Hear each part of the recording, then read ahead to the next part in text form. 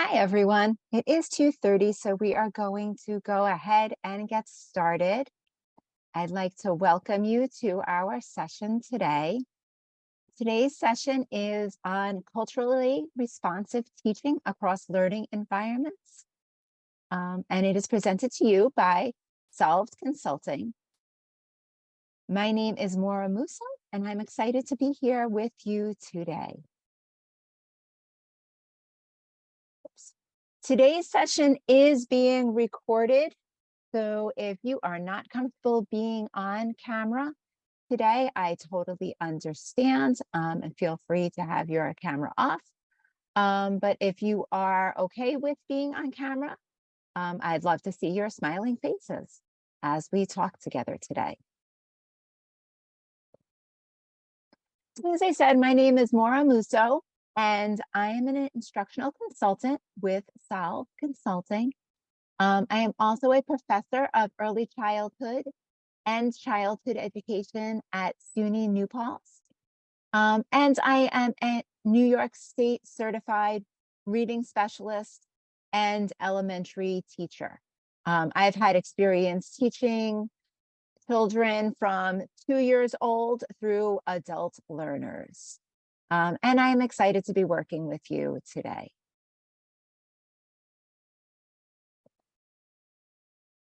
So as we get started today, love to just see who is out there. I see Francis jumped in on the chat to say good afternoon. If everybody could take that lead and just jump in on the chat and just introduce yourselves, just your name, maybe the content or grade that you teach, maybe what district you're in, just so we can see who we're working with today.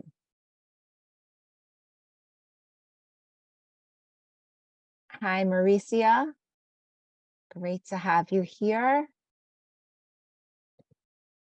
Hi, Teresa from Staten Island. Welcome.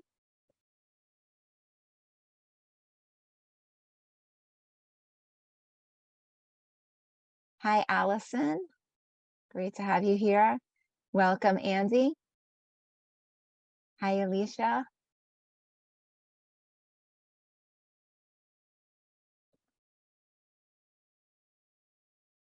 Hi, Fabiola.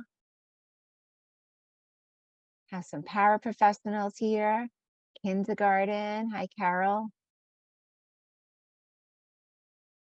Nice range of different grade level content areas, some special ed, some regular ed, all different grade levels. We have paraprofessionals. Hi, Francis. Lots of variety here, which is awesome. We can see lots of different perspectives. I'm excited to have you all here today. All right, let's keep going. So just some norms for our session today as we're working together.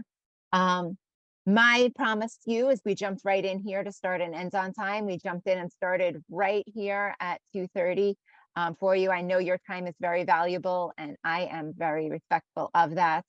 My goal for you is going to actually be to end about 5 minutes early at 3:25 because I have a quick survey that I just like you to complete at the end. So I will build that into our hour together so that you can finish up and go about your day. And like I said, I am excited that you are here. My hope for you is that you can really be here with your students, the ones that you work with in mind. We're going to be talking about lots of different things today, lots of different research-based ideas, and really the things that are most helpful to you are the things that you can take with you into your classroom. So as I go through this presentation today, I just invite you to think about the students that you teach, the students that you work with, the classroom and the school environment that you're in, and how the things we are discussing can apply to that. And that, I think, would make this session the most beneficial to you. So our learning intentions today are to look at why culturally responsive sustaining education matters and to focus on the 4 elements of CRSE, which is culturally responsive, sustaining education. And again, just different things may catch different people's attention. Just keep track and focus on what catches your attention today. So we're going to proceed through why CRSE matters. We'll look into those 4 elements. We'll look at building classroom community across our learning environments, and then we'll end with some reflection time. So it's a lot to accomplish in just a short amount of time. I'm putting a link right now in the chat to a note catcher. This is just a document I created for you to help you record any information that catches your attention today. And this is also going to be our guide for our reflection at the end of the session. So you might want to just grab that out of the chat now and just have that open to the side. And you can just jot down anything that you really connect with in there today. This slide deck that I am going through today will be shared with you with your certification after this session. So you will have access to this slide deck going forward. So let's begin by just looking at what the CRSE framework is. So this framework is an initiative by New York State Ed that has the goal of establishing culturally responsive, sustaining guidelines for students, teachers, schools, and district leadership. And so this was all put together, everything that we're going through today was put together for you from New York State Ed. There are 4 components that we're going to be looking at for culturally responsive, sustaining education. The first we'll take a look at is offering a welcoming and affirming environment.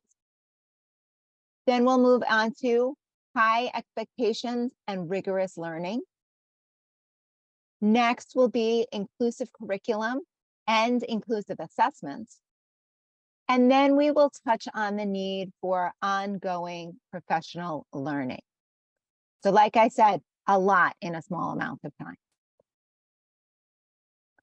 So let's take a look at our first tenet. The first tenet of culturally responsive and sustainable education is creating a welcoming and affirming environment for all involved. So by this, we're looking at creating a space that feels safe, where all stakeholders feel as if they belong.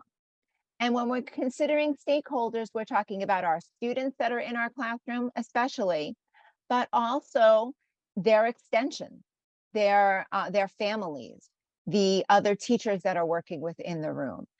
Everybody who's going to be there feels that this is a safe and affirming environment for them. The environment should be a space where people find themselves represented and reflected, and where they understand that all people are being treated with respect and dignity. So the environment that we should be thinking about creating for our students ensures that all cultural identities, whether that be race, ethnicity, age, gender, sexual orientation, disability, languages, religion, socioeconomic backgrounds, all of these different identities are affirmed, are valued, and are used as vehicles for teaching and learning. That all of these things are looked at as tools, as foundations where our students can build their learning off of. So that's our first place that we're starting from. After our environment, we're next looking at creating high expectations and maintaining rigorous learning for our students. So this is our second tenet. These elements, having high expectations and rigorous learning, prepare our classroom community for independent learning. In an environment that is academically rigorous, that is intellectually challenging, we are able to encourage our students to learn, and we can build upon the different ways that they learn. Going back to from that last slide, those different foundations that they are bringing in with them, where we can use those as scaffolds to tack on what we are teaching, what we want them to learn. Instruction includes opportunities to use critical reasoning, allows for all of our students to take academic risks, and leverages a growth mindset to learn from mistakes. So again, this is circling back to that idea of having a safe environment where it's okay to make a mistake. We're all going to do that, and we are all going to learn from those mistakes. The messages from the teacher, from the staff involved, encourage positive self-image and empower others to succeed. So when we take these two tenets and put them together, we're really creating a physical and cultural environment in our classrooms for the students to be the best learners that they can be.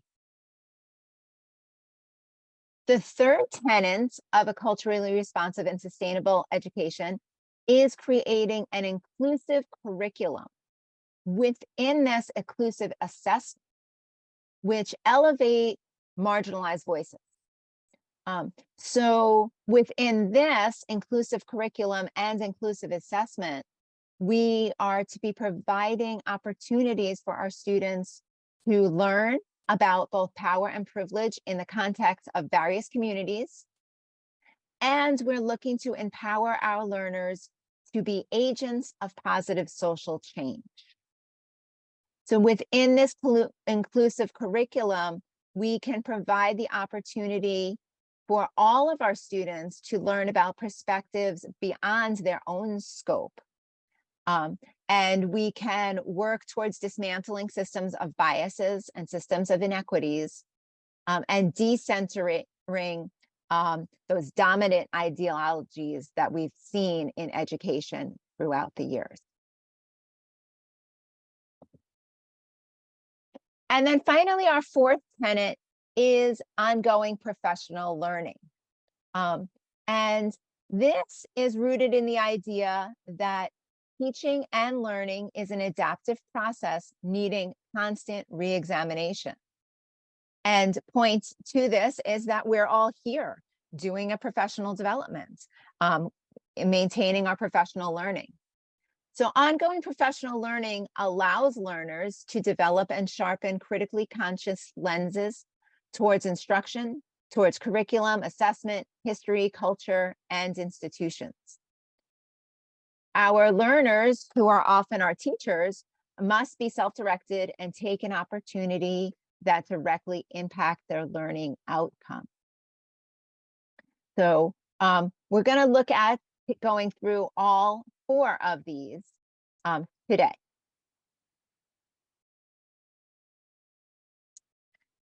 Just a note that we're going to be referring to today culturally responsive teaching, but we also may hear this presented through some of the videos we're going to be seeing, some of the things that we can be reading as culturally relevant teaching. So these terms are synonymous. And what we're looking at when we think of either one of these, culturally responsive or culturally relevant, is a pedagogy that recognizes the importance of including cultural references in all aspects of learning. So including the culture of all of our students. And this can mean in our classrooms a variety of things. We can have students of many different cultures, backgrounds, that we need to be aware of. We need to find out about, learn about, and then include those in all aspects of our teaching.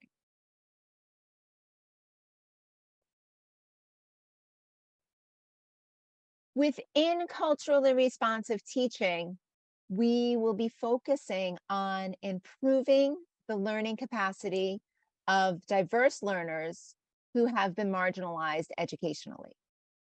We will be thinking about how we can center our teaching around the affective and cognitive aspects of teaching and learning.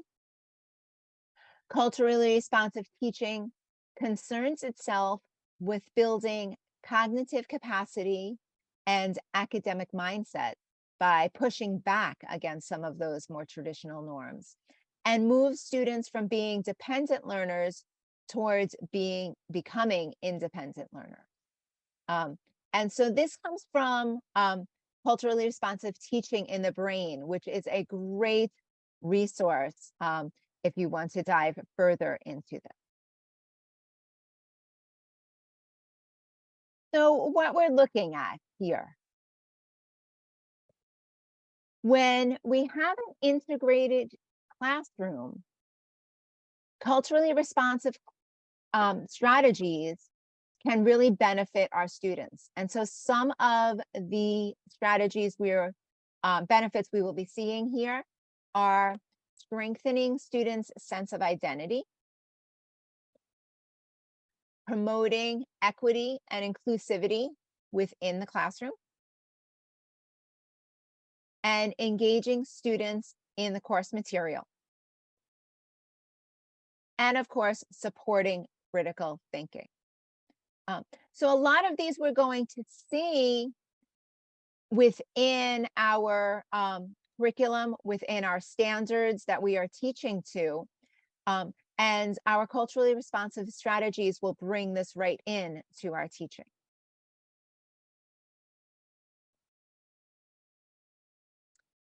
One of the ways in which we are benefiting from this is activating students' prior knowledge, making learning contextual for our students, encouraging our students to leverage their cultural capital. And this really speaks to learning about our students and where our students come from and knowing what their culture basis is, so that again, they can scaffold off of that. We may need to reconsider our classroom setups, how we are setting up our physical environments, and be looking at how we build relationships within our smaller classroom and greater school community.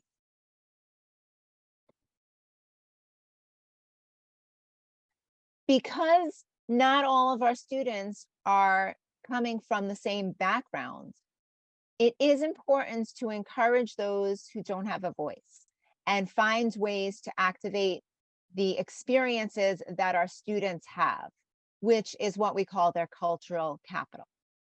So I wanted to share this video from Practicing Culturally Responsive Education from the NYU Metro Center with you. If you could just give me a thumbs up in the chat if you can hear this, because I'm hoping my audio works.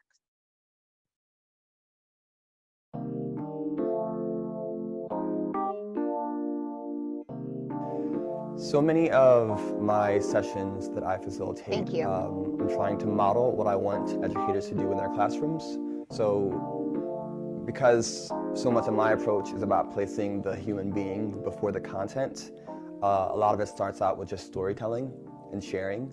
So, you know, I ask questions like, did you have conversations about race growing up? Did your teachers look like you? What was that like? When have you seen issues of racism or race show up in your life? Through that storytelling and that sharing, we first just kind of pierce the veil of discomfort to have the conversation. This is before we even go into a definition of what race is and what racism is, and inevitably we have to do that content because we don't have an aligned, in this country, definition of what racism actually is and as a system versus as individual behavior and ideas, and we don't have a definition of what race is. It's a thing that we are in fact told, many people are told we should not talk about, though it's happening, the conversation happens in many households. The role that CRE plays in this is that it completely, I believe, forces you to really question what you do and why you do it. Where do these ideas come from? Where are they rooted? What are they rooted in? What's the history? So the way that we teach everything, when we talk about, we teach the canon, or we're teaching to these standards, or we're teaching for kids to succeed, even the things, the language that we use to describe the goals and things that we say that children should achieve, what are they rooted in? Whose ideas are those? And the question is, when we acknowledge that these ideas are really rooted in white supremacy and white culture, and like I said earlier, that there's a whole other segment of society that's being left out. And considering that our country is becoming more browner every day, right? We can't keep leaving that voice out. We can't keep leaving that perspective out and say that we're doing justice by our kids. I think I realize that people come in from all different angles, right? They come in with various different backgrounds. For me, I'm very used to talking about race. It's a way that I grew up, right? Everything around me was telling me something was wrong, right? I grew up in South Central in a place where I was day to day, whether it was violence or whether it was something we didn't have in school, or whether it was being told what we could or could not do, or learning interactions with the police, etc. That was just like a norm for me. And I think in bringing it into a work environment, you realize it's kind of taboo. And I think we're moving away from it being taboo. And that's the important part of the work, is being able to then say the word race, say the word racism, white supremacy, right? And really attach it to education, and nobody just kind of start to back up or get afraid to move forward and leap into the conversation. And I think now, and it hasn't been that many sessions, right? But I think now, after the initial year, we're leaping a little bit more, and that feels great. Changing my mind about what it means to teach, and really allowing my students to come up and to teach me, to show their classmates that they know, what they know, or even what they don't know, and to be be corrected. That's a practice that I started to implement, that we're all teaching, we're all learning. Something else that it really changed for me was that I don't have to stick to the curriculum. And they asked us to, honor and celebrate Native American History Month. And no matter what we were teaching, do some sort of a lesson, any kind of a lesson, to incorporate something, like go online, look up Native American culture, history, something, and embed it into your practice. And I felt like I was being pushed at first, oh my gosh, they're really pushing me to really think outside the box. But I'm teaching, the rock cycle right now. And how am I gonna incorporate this stuff into the rock cycle? No, I don't see it. Maybe something else. Maybe if I was teaching social studies, then I could see how it would be a lot more applicable. And this was early on in the CCER workshops, So at the time, the North Dakota pipeline access, that was going on, and there were protests about that. And there were YouTube videos from students that were the same age as my students that were out basically advocating, and they were activists. And so I did a whole unit on the rock cycle where I incorporated geographically where the North Dakota pipeline access is located, what types of rocks would be along the North Dakota pipeline access. And the students were so into it, they didn't want to move on from that unit. And I started playing videos of students talking about where they live and why their homes and their neighborhoods are important to them, and why this is so wrong. And I don't think I would have learned about what was going, I'm learning too as a teacher that these things are happening in real time, and my students benefited from that. When I think of the way that CRE operates in academic spaces, specifically STEM areas like science and math, I remember learning about photosynthesis. And it was one of many words that, younger me was frightened by. It was a big word, very scientific, very academic. And I remember feeling because of the way I kind of grew up, that big words in science was not something that I could be a part of, right? So what would it have been like for my teacher to start by asking me, just before we even get into the content, name a time that you understood something that you didn't understand at first, right? And getting me to remember what it feels like to work through not understanding, right? Starting with me, starting with the possibility that maybe I'm not just ready to learn and eager to learn more about photosynthesis. And then from getting me into that mindset of, oh, okay, you know, it's not just me, there are other people in the room. My teacher may have been so vulnerable as to share a time that they felt they were something they didn't understand, right? So that vulnerability piece is also a big part of CRE, and shows quantifiably that students learn more with vulnerable teachers. And beyond that state, now that we're talking about photosynthesis, what is on the blocks around me? You know, let's talk about, you know, roses and concrete. Like, what does it look like to bring in cultural narratives from outside of our typical kind of, you know, science lesson plan to talk about plants and what it means for things to grow in unexpected spaces, right? Because at the end of the day, most of us aren't going to be scientists, but we are hopefully being given opportunities to be researchers and investigators, and to investigate things that are new and peculiar, and to have a curiosity. So if we start this lesson about photosynthesis with me and my neighborhood and my community, and then go from there, and then we get into maybe the more of the content and logistics, I'm with you. You have me with you now, because we started with me. And so much of what happens with our white counterparts is that the world reaffirms them from the minute they walk in the door, right? So when we're talking about being culturally responsive to Black and brown students, a lot of that is about filling in that void, that missing piece of affirmation that society at large does not offer these students. So what does that mean that I have to do in that case, right? To ensure that they see themselves in this learning process. I think a lot of times people are looking for the fix-it thing, the thing that they can put into the curriculum, the thing that they can put on the board, or, you know, something very much tangible. And when it comes to CRE, you know, it's you. You're the process, right? So you need to become someone who does research pedagogy, right? Who does research how to become culturally responsive. And I mean, me personally, I think that's a lifelong thing, right? I'm in it for the long run. But I do understand that manageability is a thing. Teaching is very taxing, and I get that. But I think that's one of the takeaways for me, is just to remember that you are the work and you are the process. And as you improve your understanding of CRE, it's going to come out in the work. It always does. So one of the things that, if we circle all the way back to the foundation of learning in early childhood education, even with our babies, right? It's that focus back on the egocentric, the learning about themselves first.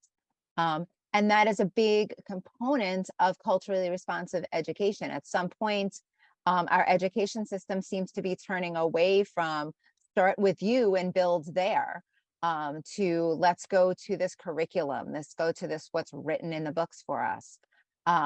And so this idea of going back to community within our schools, community within our classrooms, and finding out who our students are and hearing their voices, and building to that. And so that's really what it means to leverage their cultural capital.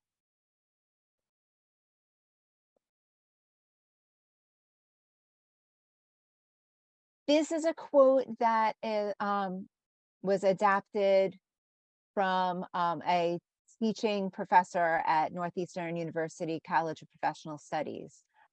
When you have a mixed classroom, you want those in the minority to feel like they are an expert. And you want to draw from their experiences without putting them on the spot, making students feel that they need to, speak for all people of their ethnic group. And so this is a fine balance here, of drawing for experiences without saying, okay, here's your job. You have to represent this entire group, this entire people, this entire culture. And so this is a balance that we have to come across in our classroom, which is why, as one of the speakers said in the video, there is not that one tangible thing that we can do that we can put on the board and be like, yep, good, hit that, checked that box. And this is why this is a 4-tenant strategy that requires this ongoing, continual learning and practice and relearning. So one of the things that we can look to do in trying to set up this environment is reconsidering our classroom. This starts with taking a deep dive at our classroom, looking to see what is already there, what images, messages, what's displayed on your wall, what's displayed on your bulletin boards, who are in those pictures, what is that type of language that you see. Taking inventory of the books in your classroom library, what characters, what families, what life situations are being represented, what cultures that are there.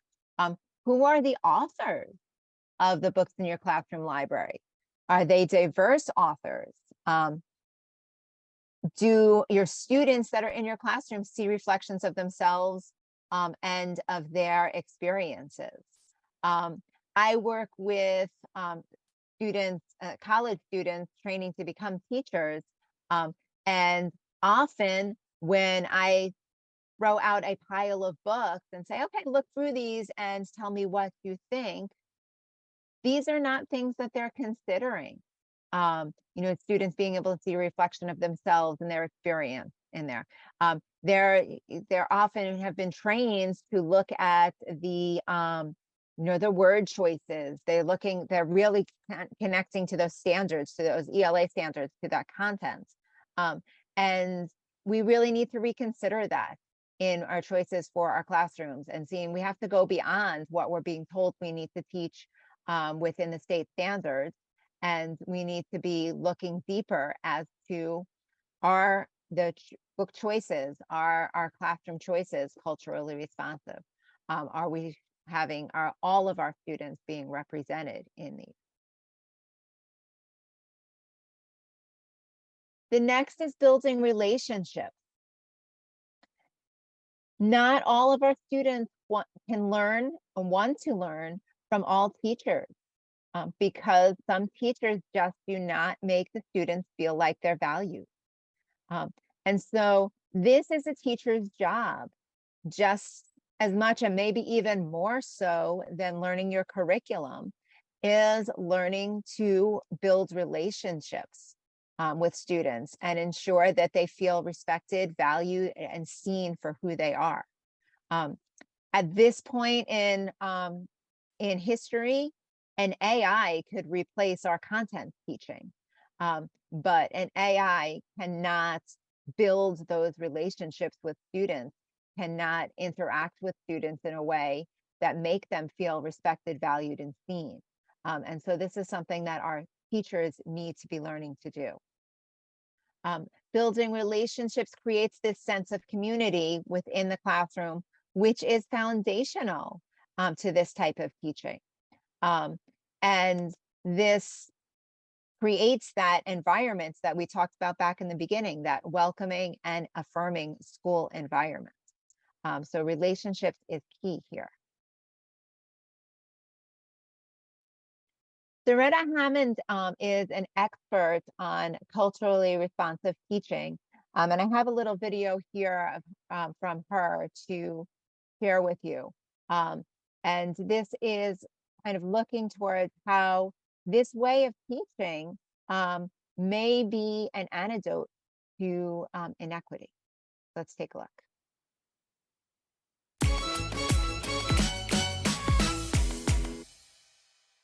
Hi, and welcome to another PL Together Lounge Talk. I'm Adam Geller, founder and CEO of Edthena, the video coaching platform for streamlining feedback to teachers.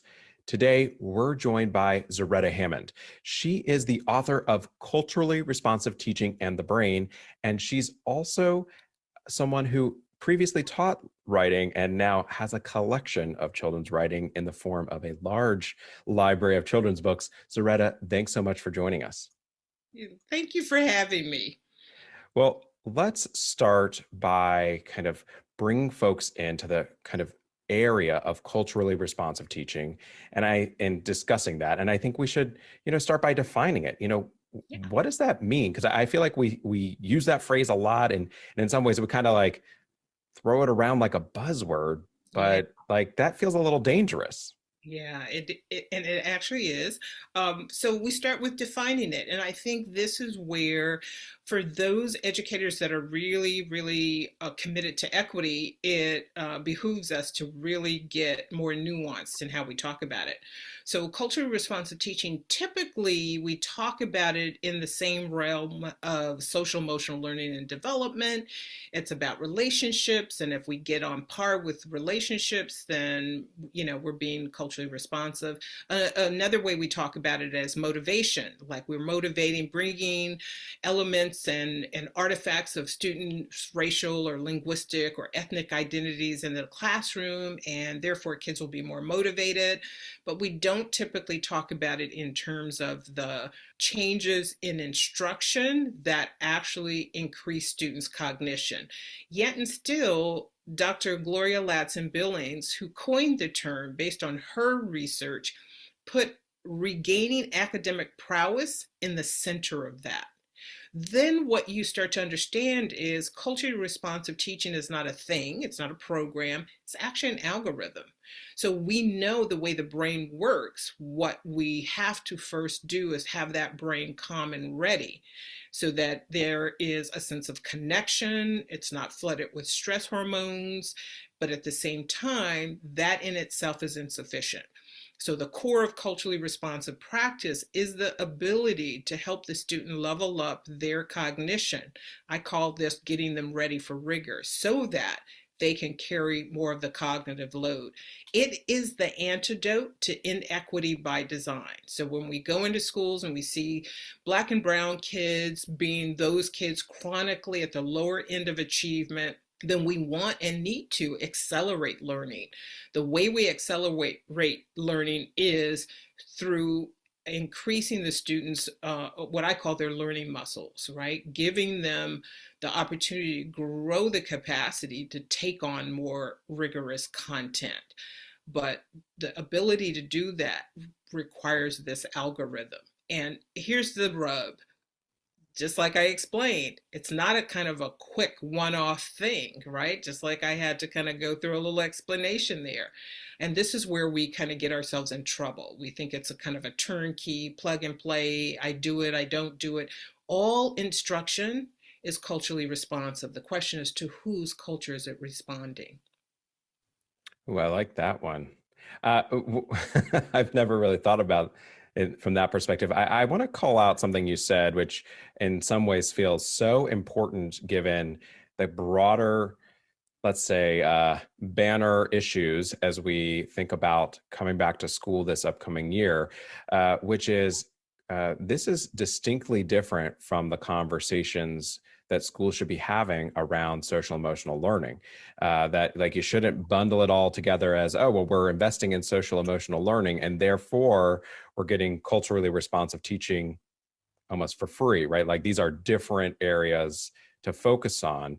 So maybe help us understand, to differentiate that, like how should we start? I mean, you talk about being responsive to students. So what does that mean? How does that interplay with this idea that you just mentioned, which is like, whose culture are you responding to? So there are a couple of things in that, and we can kind of piece them apart a little bit. So the first, to just address whose culture you're responding to. American public education, and by extension, charter schools, charter school networks are predicated on the paradigm of white Eurocentric um, content, orientation toward learning, and added to that was designed to actually create racial stratification. That was one of its primary objectives. So when I talk about it is responsive to the dominant culture, that being Eurocentric, predominantly white, and focused on producing racial stratification through the underdevelopment of students' cognition. So when we are talking about things that are going to upend inequity by design, we are now calling in the interplay of anti-racist, trauma-informed, and culturally responsive. But to your point, all three of these get very conflated. People think they're interchangeable, and next thing you know, they think they're getting a twofer. We're doing trauma informed, therefore we must be culturally responsive. And here's the thing, trauma informed practice has to be contextualized in the sense of what are you assuming about trauma? Right? Just assuming all Black and brown children are traumatized in itself has racist overtones. And so, and undertones, all tones. And so really being able to be precise about what is it? And it could be, kids are coming from low income communities, white, Black, brown, doesn't matter. All of those stressors, those ACEs, as people have talked about, are things we want to minimize in schools. So again, getting kids to feel connected, having a sense of trust allows them to rewire their brain so they don't have that stress response. That's what trauma-informed practice is. Now, you could be doing that in ways that don't centralize students' racial identity and still be practicing good trauma-informed, practices. But to be culturally responsive means that you are pulling in the methods when you are doing trauma-informed practices that are the ways within those communities that people have minimized stress and built resilience. So anything you can layer on a culturally responsive practice, but you'd have to be deliberate about that. Just being trauma-informed doesn't mean you're culturally responsive. So again, there's nuance there. Anti-racist, same thing, right? You can be anti-racist. That's what we're saying no to. We're looking for microaggressions, getting racial bullying addressed and taken out of schools, addressing it in ways that gains and reinforces trust in a school culture and community is really important. That's the anti-racist. But just because you're saying no to something doesn't mean you're saying yes to something. And culturally responsive teaching practices is what we're saying yes to. Bringing in those other ways of doing, being, belonging that are not just window dressing. That the way in which the culture of a school or a classroom is shifted is to rebalance the collectivist and individual orientations, and not just based on what a teacher who does not have any understanding of another culture thinks that is, but really because there is input from families, from the students, from communities to say this is what makes us feel a sense of belonging and connectedness. I like how it was. So as you can see, this is not a quick fix. This is not a small undertaking that we can just go through, an hour of professional development and be like, oh yeah, we got this. So this is much more that we have to build onto. Oh, I'm sorry. That one, start again. So I want to take this to a little bit of a smaller group now. So as I said earlier, we had some reflection questions that I in that note catcher document, and I'll put that note catcher document back in the chat here for you. So what I'm going to do is just send you out to some smaller groups, and there are discussion prompts within this document that I'm just going to ask you to just talk about in your smaller groups, and to really build upon what your experiences are. As I said at the beginning, that really this is most helpful for you if you're thinking about the students that you are working with. So hopefully you can, in a smaller group, kind of think about those and share those students. So I'm going to create some breakout rooms here, and we're just going to go out for about 5 minutes or so. So you'll have about 3 people in your room. If you have a hard time getting to your room, just let me know. So if you can grab that note catcher out of the chat and open that up before you go, you will have the prompts in there.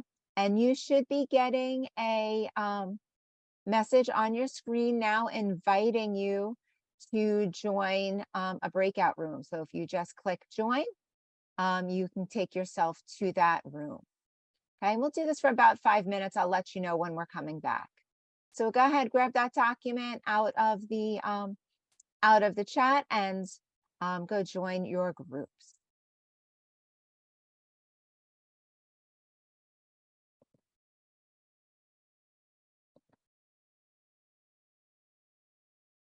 Here you go, Alicia. I just put it back in the chat for you again. Anyone is having trouble getting to their group, just let me know and I can move you there.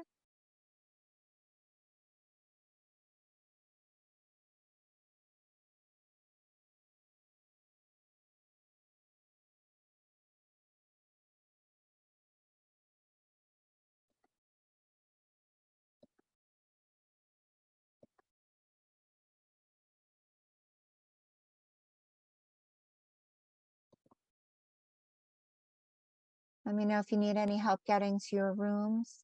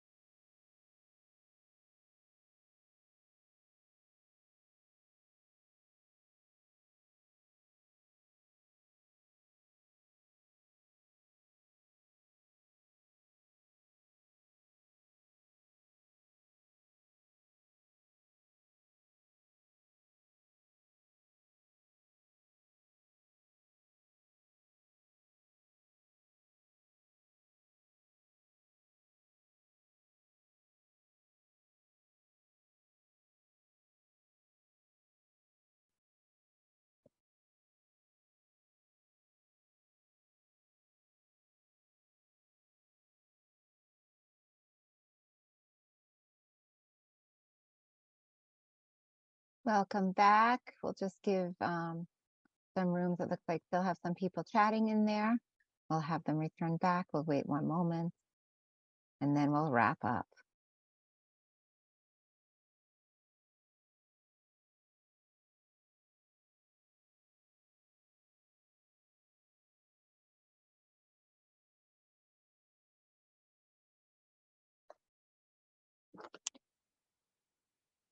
All right, rooms will be closing in about 10 seconds. So we'll have everybody back in about 10 seconds and then we can begin our wrap up when we're all back together.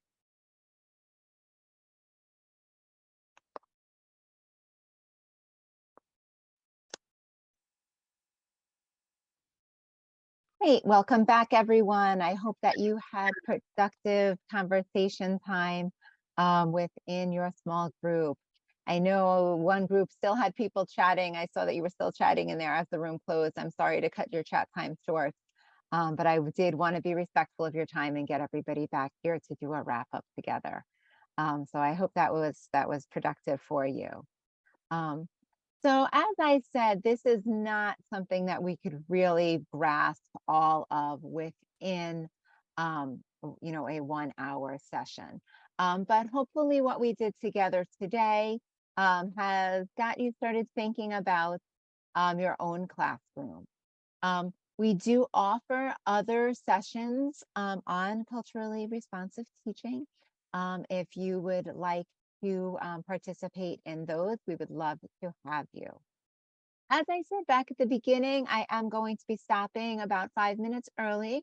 And I am putting right now into the chat a survey, a form about our professional development time together today.